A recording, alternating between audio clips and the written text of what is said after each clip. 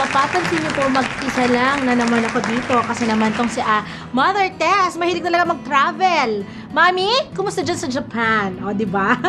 Kaya naman po, today, meron akong makakasamang very special co-host. Nako, hindi lang isa, kundi dalawa, mga mommies.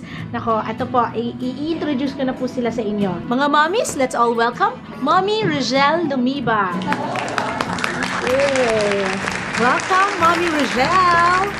Yes. Hello. Having here. Yes, nako si Mommy Rogel, nag-guest natin siya noon, kaya for sure, nako, familiar na kayo sa kanya. Our next guest co-host for today, nako, ang aking friend, si Mommy Nadine Enriquez.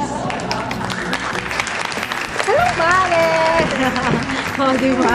With a short hair. Yeah, Oh, diba? Kasi ang drama natin ngayon, yung parang ano lang, Channeline. Nako, actually po mga mommies, very serious po ang ating topic for today kasi ang ating topic po ay abortion. Ano nga ba? Bakit nga ba tayo may abortion? Bakit may mga nakakaisip nito? Kasi di ba mga mommies, napaka-sensitive talaga. And di ba parang lately, lalo na last year, marami tayong na Cases of abortion. Yes. Yeah.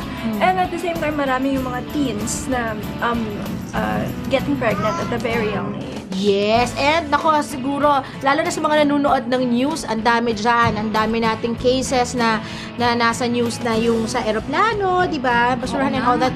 Nako, nakakaawa. Sa toilet. Super nakakaawa. Pero anyway, nako, tayo ay, yan ang pag-uusapan natin ngayon mga mommies. Kaya naman po sana, huwag kayong maglipat ng channel. Magbabalik po at Mom's Word.